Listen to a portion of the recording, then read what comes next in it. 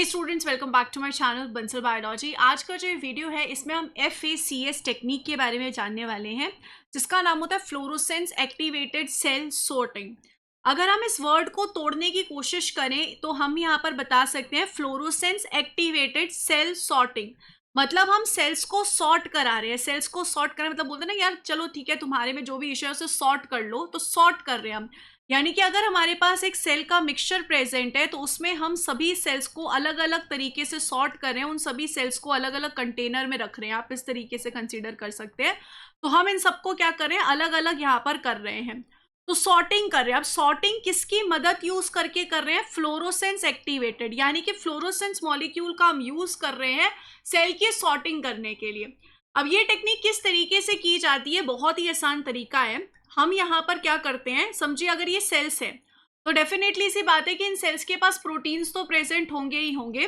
तो for example मैं यहाँ बोल देती हूँ कि जो सेल 3 है उसके पास यहाँ पर एक प्रोटीन है जिसको मैं प्रोटीन 2 बोल देती हूँ। जो सेल 1 है यहाँ पर उसके पास हम कंसीडर कर लेते हैं कि कोई प्रोटीन 1 प्रेजेंट है, और बीच में यहाँ पर रेड और ऑरेंज कलर के सेल्स हैं। समझ लीजिए कि इनके पास कोई प्रोटीन है जिसके बारे में हमें ज्यादा आइडिया नहीं है। अब मैंने यहाँ पर क्या किया, मैंने यहाँ पर ये जो सैंपल है इस सैंपल में मैंने यहाँ पर एंटीबॉडी डाली। मैंने यहाँ पर एंटीबॉडी 1 और एंटीबॉडी 2 पुट करी। ये जो एंटीबॉडी 1 है फॉर एग्जांपल इसे मैंने रेड कलर से रेडियो लेबल कर दिया, और ये जो एंटीबॉडी 2 है इसे फॉर एग्जांपल मैंने ऑरेंज कलर से रेडियो लेबल कर दिया। मैं जब यहाँ पर इस पूरे सैंपल में इन दो एंटीबॉडीज को डालूंगी तो जो एंटीबॉडी 1 है वो इस सेल 1 के साथ जाके इंटरेक्ट कर सकती है, उसके प्रोटीन्स के साथ जाके बाइंड कर जाएगी। वैसे ये जो एंटीबॉडी 2 है ये इस प्रोटीन 2 के साथ जाके यहाँ पर इस तरीके से इंटरेक्ट कर सकती है। तो इस तरीके से यहाँ पे प्रोटीन 1 और प्रोटीन 2 जो हैं वो यहाँ पर इन स्पेसिफिक एंटीबॉडीज के साथ बहुत प्यार से बहुत आराम से इंटरेक्ट कर सकते हैं। अब इसके बाद यहाँ पर मैं क्या करूंगी, इसके बाद इस पूरे सैंपल को मैं मेरे जो FACS का इंस्ट्रूमेंट है उससे पास करूंगी। बेसिकली ये जो होता है फ्लो साइटोमेट्री से कनेक्टेड होता है। फ्लो साइटोमेट्री अगर आपने टेक्निक पढ़ी होगी या फिर अगर नहीं पढ़ी है तो मेरा वीडियो जो है अपलोडेड है उसे आप चेक कर लीजिएगा, उससे आपके और कॉन्सेप्ट क्लियर हो जाएंगे। तो यहाँ पर हम फ्लो साइटोमेट्री में क्या करते हैं, बेसिकली यहाँ पर हमारे पास पूरा सैंपल होता है, इस सैंपल को हम पास करते हैं। तो यहाँ पर जब हम सैंपल को पास करते हैं तो यहाँ पर शीट फ्लूइड प्रेजेंट होता है जो यहाँ पर इन सभी सेल्स को एक एक करके आगे पास होने देगा, ताकि यहाँ पर जितने भी सेल्स हैं उनको हम अच्छे से एनालाइज कर सकें। तो यहाँ पर सेल सस्पेंशन को हम फ्लो साइटोमीटर से पास करते हैं, जहाँ पर शीट फ्लूइड जो है वो हाइड्रोडायनामिकली फोकस करता है सेल को to get them pass in a cell file through a small nozzle. तो यहाँ पर 1 बाय 1 जो है यहाँ से सेल्स जो है पास होंगे। अब जब 1 बाय 1 यहाँ पर सेल्स पास हो रहे हैं तब यहाँ पर जो सेल है उसके पास स्पेसिफिकली फ्लोरोसेंट टैग प्रेजेंट है। इन सभी सेल्स के पास एक स्पेसिफिकली फ्लोरोसेंट टैग प्रेजेंट होगा। जब यहाँ पर सेल्स पास हो रहे हैं, इस नैरो स्ट्रीम से जब सेल पास हो रहे हैं तो यहाँ पर क्या प्रेजेंट होगा, एक वाइब्रेटिंग नोजल प्रेजेंट होगा। यहाँ पर एक वाइब्रेटिंग नोजल क्या करेगा, एक स्मॉल ड्रॉपलेट्स लगा देगा, इन सेल के अराउंड एक स्मॉल ड्रॉपलेट लगा देगा, और ये जो स्मॉल ड्रॉपलेट है उसके ऊपर या तो नेगेटिव चार्ज प्रेजेंट होगा या पॉजिटिव चार्ज होगा। नेगेटिव और पॉजिटिव चार्ज किस बेस पे होगा कि उनके पास कौन सा फ्लोरोसेंस मॉलिक्यूल प्रेजेंट है उसके बेसिस पे। ये जो चीज है मैं मेरे सिस्टम से कंट्रोल कर सकती हूँ कि मुझे कौन से सेल को या कौन से फ्लोरोसेंटली टैग्ड मॉलिक्यूल को कौन सा चार्ज देना है। तो समझो मैंने यहाँ पर एक सेल को कौन सा चार्ज दे दिया, एक सेल को मैंने नेगेटिव चार्ज दे दिया, तो एक सेल जो है वो यहाँ पर कैसा हो चुका है, एक सेल जिसके ऊपर एक फ्लोरोसेंस टैग है उसके ऊपर नेगेटिव चार्ज आ चुका है, नेगेटिव चार्ज का ड्रॉपलेट आ चुका है, और एक जो सेल है जिसके पास एक तरीके का फ्लोरोसेंस टैग है उन सबके ऊपर पॉजिटिव चार्ज आ चुका है।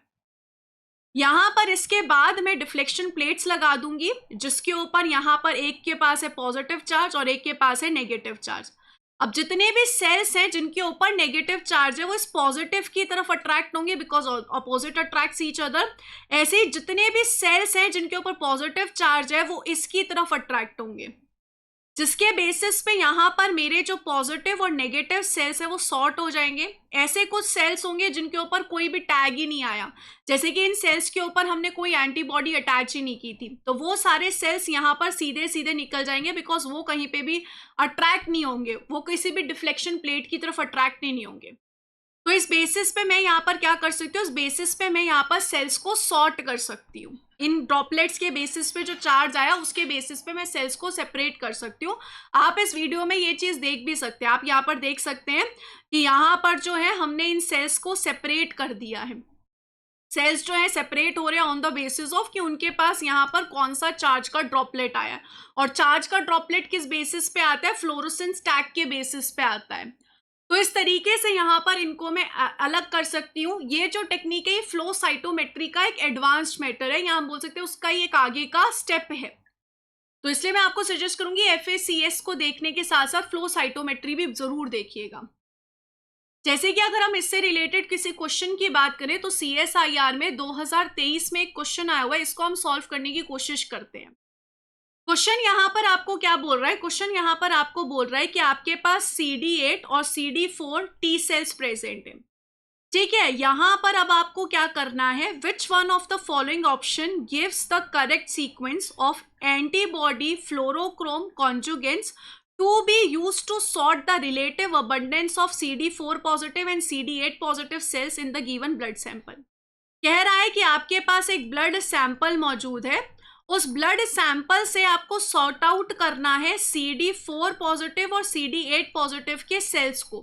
बताओ आप कैसे कैसे इन चारों में से कौन सा ऑप्शन आप यूज करोगे जिसके बेसिस पे आप ये सॉर्ट आउट कर सकते हो।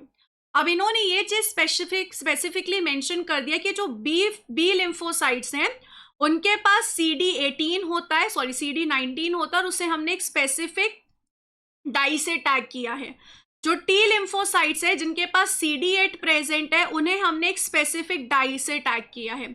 जिनके पास टी लिम्फोसाइट्स है CD4 है उनको एक स्पेसिफिक टैग से टैग किया है, और जिनके पास टी लिम्फोसाइट्स है जिनके पास CD3 है उनको एक स्पेसिफिक डाई से टैग किया है। डाई मतलब फ्लोरोसेंस मॉलिक्यूल से टैग किया है, और न्यूक्लियस जो है उस पर हमने DAPI जो टैग है वो लगाया है। ठीक है, तो हमने यहाँ पर इस तरीके से स्पेसिफिकली क्या कर दिया है, स्पेसिफिकली हमने यहाँ पर सबको उनकी स्पेसिफिक फ्लोरोसेंस डाई जो है उसे टैग कर दिया है। इसके CD8 को कर दिया, इसके CD4 को कर दिया, इसके CD3 को कर दिया, इसके CD19 को कर दिया, न्यूक्लियस के किसी प्रोटीन को कर दिया है हमने। तो ये सब जो डाई हैं ये उन प्रोटीन्स के साथ जाके इंटरेक्ट करेंगी। अब मुझे यहाँ पर टी लिम्फोसाइट्स के जो दो सेल्स होते हैं जिनके पास CD8 होता है उसको हम बोलते हैं टी साइटोटॉक्सिक सेल, और जिनके पास CD4 प्रेजेंट होता है वो सेल्स होते हैं टी हेल्पर सेल्स। उनको अब मुझे क्या करना है, सेपरेट करना है, अलग अलग मुझे करना है। तो मैं किस तरीके से कर सकती हूँ हम ये देख सकते हैं। पहला ऑप्शन ये कह रहा है कि आप DAPI और CD3PE यूज कर लो, बस ये दोनों चीजें यूज कर लो, पांचों मत करो, आप सिर्फ ये वाले डाई और ये वाली डाई यूज कर लो, इससे सेपरेशन हो जाएगा। तो इससे तो बिल्कुल भी सेपरेशन नहीं होगा दोस्तों। इसमें ये सेल यानी कि न्यूक्लियस तो सब सेल्स के पास प्रेजेंट है, न्यूक्लियस तो हर एक सेल के पास प्रेजेंट है, तो इसमें मेरे को कहां से सेपरेशन दिखेगा, CD4 और CD8 मुझे कैसे अलग अलग टेस्ट ट्यूब में मिलेंगी, नॉट पॉसिबल, ए ऑप्शन तो नहीं हो सकता।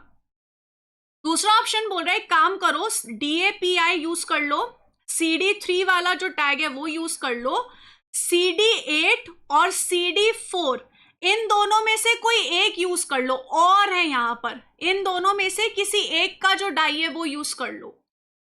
तो अब इस कंडीशन में यहां पर क्या होगा, इनमें से कोई एक सेल तो हो जाएगा। समझो मैंने अगर ये वाला CD8 का यूज किया तो टी साइटोटॉक्सिक सेल्स तो मुझे अलग से मिल जाएंगे, लेकिन टी हेल्पर सेल मुझे कहां से अलग मिलेंगे, वो तो एक जो मेरा पूरा का पूरा मिक्सचर पास हो रहा होगा आगे उसके साथ पास हो जाएंगे, वो तो मुझे अलग से दिखेंगे ही नहीं फिर। तो यानी कि मैं यहां पर भी CD4 और CD8 सेल्स को अलग से टेस्ट ट्यूब में सेपरेट नहीं कर पाई हूं।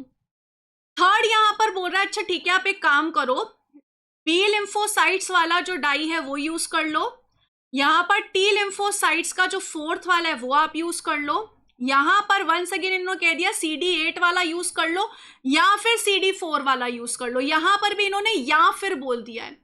जैसे ही या फिर आया वही वाली दिक्कत हो जाएगी कि एक सेल तो हो जाएगा सेपरेट जिसको मैं यूज करूंगी, बाकी का वो जो सेल होगा वो पूरे मिक्सचर के साथ चला जाएगा, तो वो मेरा सेपरेट नहीं हुआ और मुझे दोनों को सेपरेट करना है, दोनों को सॉर्ट करना है मुझे। डी ऑप्शन यहाँ पे बोल रहा है कि आप DAPI यूज कर लो, आप CD19 का भी यूज कर लो, CD3 यूज कर लो, आप CD3 का भी टैग यूज कर लो, CD8 का टैग और CD4 का टैग भी यूज करो। तो इस कंडीशन में मुझे सारे सेल्स जो है वो प्रॉपरली अलग अलग टेस्ट ट्यूब में सेपरेट में कर पाऊंगी, हर एक टेस्ट ट्यूब में सब सेपरेट हो जाएंगे और मुझे इस कंडीशन में CD8 और CD4 वाले जो सेल्स हैं वो आराम से सेपरेट होते हुए मिल जाएंगे। तो यहां पर मुझे डी ऑप्शन जो है वो सिलेक्ट करना पड़ेगा। तो इस तरीके से इस टॉपिक से CSIR जो है क्वेश्चन पूछता है। मुझे उम्मीद है कि आपको इस लेक्चर से बहुत हेल्प मिला होगा। Thank you so much guys for watching this video, and अगर आपको मेरे साथ पूरी तरीके से प्रिपेयर करना है, आप मेरी बंसल बायोलॉजी ऐप पे जाके प्रिपेयर कर सकते हो।